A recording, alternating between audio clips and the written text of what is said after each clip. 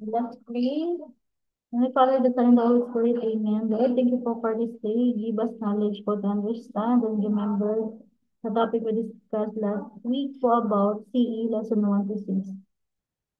Give us wisdom for tomorrow and sa mga face-to-face exam namin. And thank you for all the blessings. In Jesus' name we pray. Amen. Okay, let's start. CE. So, ang CE nyo ay lesson 1 to 6. So, ano bang laman ng lesson 1 to 6? Lesson 1, parable of hidden treasure, parable of the pearl, parable of the dragnet. Is Jesus' second coming sure? The church, God's body, the importance of the Oh no. of this.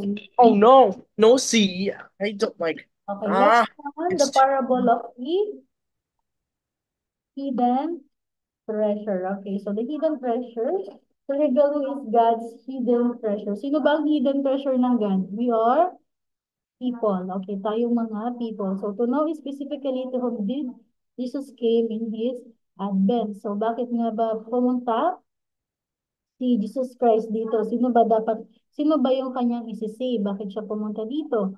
And then, to be aware when this treasure will be received by its rightful owner. Ayan. So, kailangan natin maging aware na tayong mga treasure ni God, kailan ba niya tayo kukunin? So, kailan niya tayo kukunin at the end of the age kapag bumalik na ulit si Jesus Christ dito sa atin. Ano po? So, first thing is, bakit nga ba nagpunta dito in the first place si Jesus Christ? So, si Jesus Christ nagpunta po dito to save us from our sin, to teach us what is right, how to live according to the God's commandment. Okay, so yung ating test ay katulad ng last long test 6 na situational. So, meron dong mga situation and then you will choose the correct and right answer. It is about sa ating objectives. So, yung objectives natin na ito, i-account din yung ating situation. For example, this one, why is it important to value the things God give us? Bakit ba daw may value kaya yung mga binigay sa atin ni Jesus, ni God na things? A, because God wants us to care for the things He give us and treat them as a treasures. Letter B, because we can use them to show off. Letter C, because everyone else has them. And letter D, because they are only valuable when we share them. What's the answer? A, B, C, or D? Now, what's the answer? Bakit kaya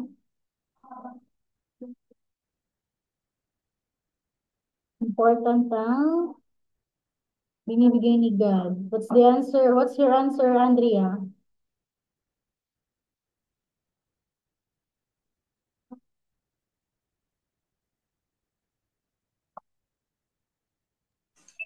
Ano po yung question, sir?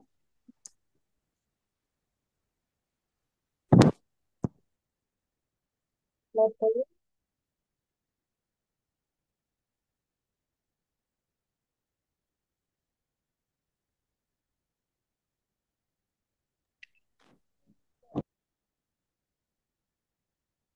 letter, Sir A po. letter A. Very good. So, correct letter A. So, bakit nga ba important nabigyan natin ng value ang binibigay sa atin ni God? Because God want us to care for the things He give us and treat them as a treasure. So, kailangan natin siyang i-treat as a treasure. Pag may treasure tayo, di ba, iniingatan natin. So, lahat ng binibigay sa atin ni God ay ating ingatan. Okay, next. If you find something very valuable, how should you act? A, keep it to yourself and hide it from others. B, recognize its value and care for it knowing it is a special gift. Letter C, take it and use it all for yourself. And letter D, leave it behind because it's not important. What's the answer? Tef, what's your answer here, Tef?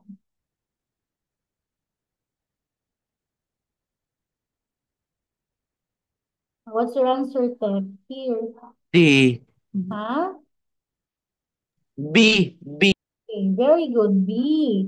Recognize its value and care for it. So, pero pag may nakita tayong mahalagang bagay, we're going to recognize it and care for it, knowing it's a special gift. Dun, di ba sa parable of the hidden treasure, anong ginawa ng merchant? Anong tao? Binenta niya lahat ng ari-arian niya and then he bought the treasure. Ayan. So, dahil nakita niya yung value nito, pinangalaga niya at inisip niya ito ay special. Okay. Next. When we are trusted with something valuable, how should we treat it? Oh, pag daw tayo pinag-trust ng something valuable, paano natin siya ialagaan? A, take care of it and appreciate it knowing it was given to us for a purpose. B, use it only when we need it. C, forget about it and leave it where it is. And letter D, take it for granted and never care for it. Seth, what's your answer, Seth?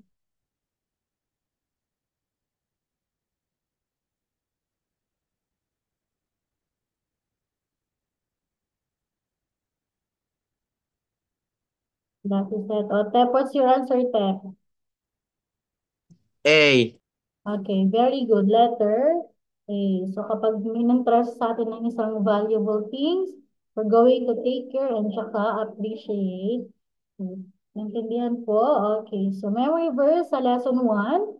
For the Lord has chosen Jacob unto himself, and Israel for his peculiar treasure. Ayan, so tandaan nyo yan sa uluin kasi doon sa ating exam ay merong mga blank-blank. Okay? So sabi diyan, for the Lord has chosen Jacob unto himself. So sinus na si Jacob as himself and Israel for his peculiar treasure. So sa real life, din sa nangyari kay Jesus Christ, si Jesus Christ naman yung pinili niya and then tayo yung kanyang peculiar treasure. Okay? So tandaan ang ating memory verse, number 1. Number 2. To know the symbol of the pearl of the great price, to learn from the process of how the pearl is formed, to be grateful to God for loving me this much. So the parable of the pearl and the merchant. So in the parable of the pearl, what does the merchant do when he finds a pearl of a great value? Ano daw ginawa ng merchant? So nakita niya yung pearl. A. He hides it and wait for someone to find it.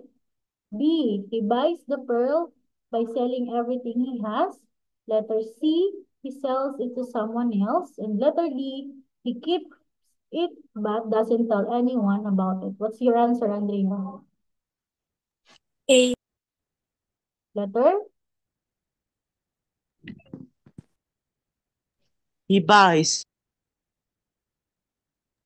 Letter B, he buys the pearl A. by selling everything he has. Yun yung nangyari doon, di ba? Binenta niya lahat ng kanyang mga things, materials, everything to buy the pearl. Kasi nakita niya na yun ay isang valuable thing. So next, what does the pearl of great price symbolize in the parable?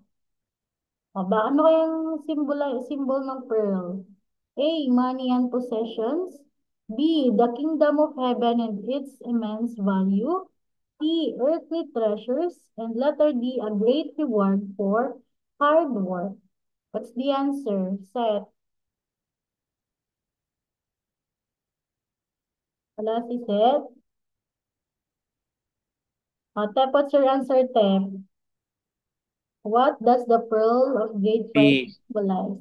Letter B. Very good. So, yung pearl ay kingdom of heaven. So, sa kingdom of heaven, siya ay isang mahalagang bagay para sa ating mga tao. Okay? Yung ang symbol ng pearl, kingdom of heaven. Okay?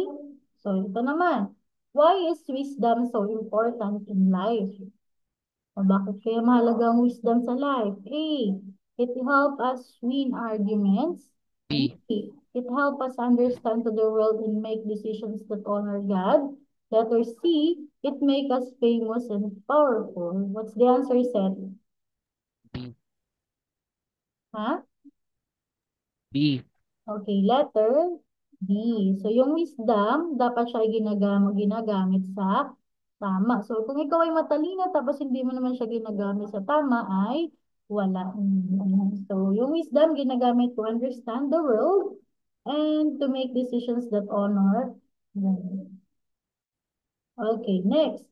What does it mean to be a part of the body of Christ? What does it mean to be a part of the body of Christ? A. To attend church only when it's convenient. B. To be part of a community that works together to serve God and grow in faith. Letter C. To ignore the needs of others in the church. So, ano ba pag sinabing part of the body of Christ? So, yung meaning, you are part of a church. Anong B. sagot natin? A, B, or C? B. Letter B. Ayan, so ikaw kailangan mo maging part ng community that works together with to serve God and grow in faith. Next, memory verse. For we know the grace of our Lord Jesus Christ, that though he was rich, yet for sakes he became poor, that through his poverty you might be rich. Ayan, so di ba si Jesus Christ mayaman na siya sa langit, di ba? So ngayon, bumaba siya sa lupa bilang isang mahirap para tayo ay payamanin. Payamanin saan? Sa aral ng Diyos. Tama?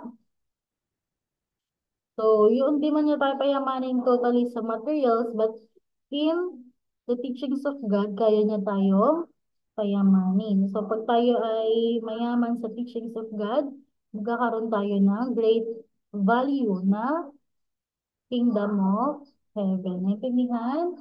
Yung memory verse natin na tandaan niyo yung mga important keyword. Ano ba yung keyword dito? Diba? Si Jesus Christ was rich, yet for sakes he became poor. That through his poverty, you might be rich. Ayan. Identify niyo yung mga keyword, mga important word. Next, lesson 3. To teach that the Gentiles will be judged at the end of the age. To know the Gentile nations will be divided. To know the purpose of Jesus' return to earth. So, dito sa lesson 3, ito yung kwento ng fisherman na hinulog niya yung kanyang ana, nag, ano to, gather siya ng mga fish, naghuli siya ng mga fish, and then he separate the good and the bad. Okay? So, tinulad siya sa at the end of the age, kung saan si Jesus Christ ay dadating at yung second coming ni Jesus Christ, which is babalik siya para i-separate ang wicked tsaka ang good people. Ayan, so let's answer. What is the purpose of Jesus' second coming? A. To judge the world. B. To establish peace. C. To bring riches. And D. To teach again. What's the answer? Ano bang purpose ng second coming ni Jesus Christ? Pep. Pep, what's your answer? What's the purpose of Jesus' second coming?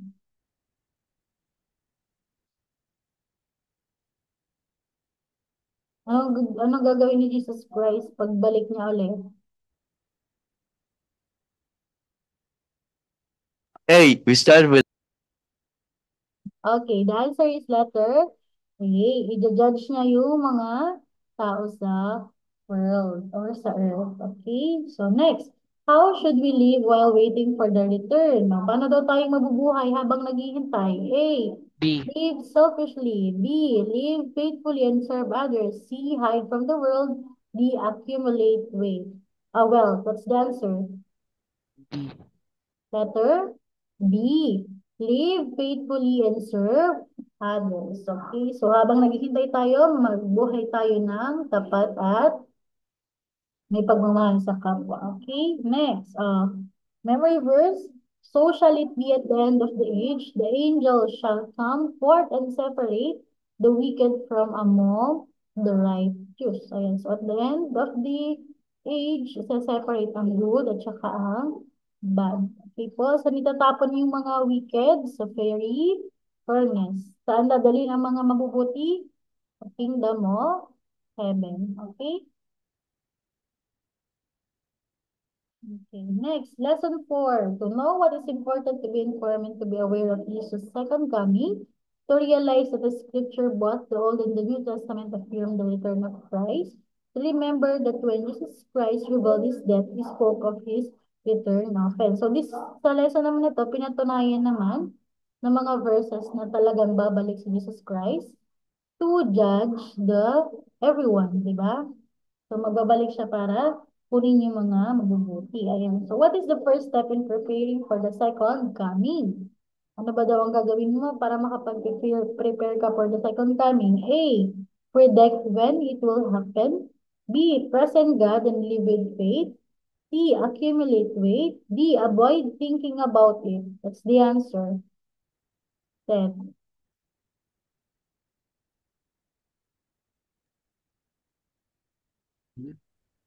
Letter B. Tama. Letter B. Trust in God and live with faith.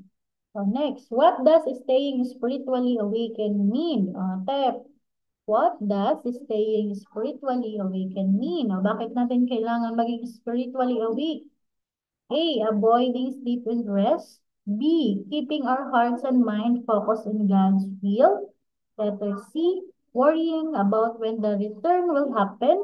And letter D. Only attending church on Sundays. What's the answer?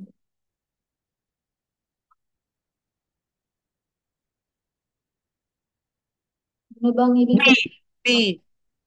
B, ayan. So, yung spiritually awake, keeping our hearts and mind focused on God's will. So, next, what role does repentance play in preparing for the return? Ano ba yung repentance? You are nagre-repent, nagsisisi. Okay, nagsisisi ka, nagmumuni-muni ka ng iyong mga kasalanan. A, it's not necessary if we are good people. B, repentance help us to stay close to God and remain ready.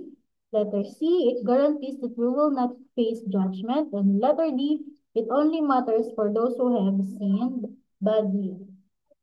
Ano daw ang role ng repentance? Set, letter A, B, or C, or D? B. Letter B. Very good. Repentance help us to stay close to God and remain ready. Okay, memory verse and devote. I come quickly and my reward is with me to give every man according as his work shall be. So, meaning, yung reward natin is according to our work. Kung mabuti tayo, so ang reward natin ay maganda. Pero kung masama ang ginagawa natin, ang reward natin ay pangit. Intindihan?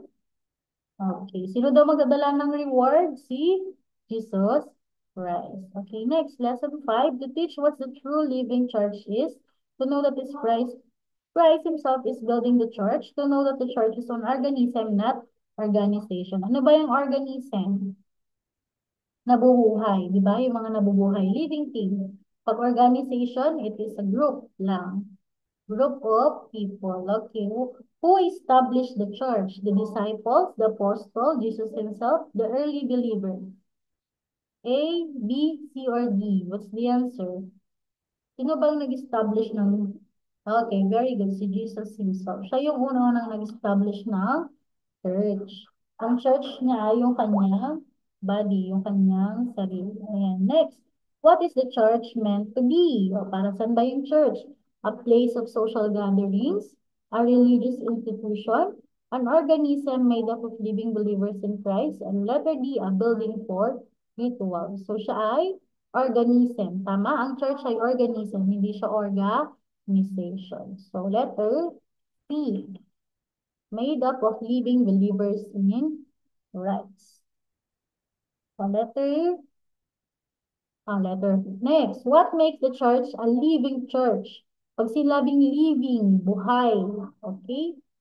A, it follows traditions without change. B, it is a place where people gather only on Sundays. Or letter C, it is made up of believers who grow spiritually together through faith and action. And lastly, it is focused on ceremonies and rituals. So as you can see, the answer is letter B. Ayan, so it helps the believers to grow spiritually together. Ayan, so yung third church natin hindi dapat ay iba ang lumalago, iba ang nag-grow kung hindi ang ating spiritual soul or spiritual body.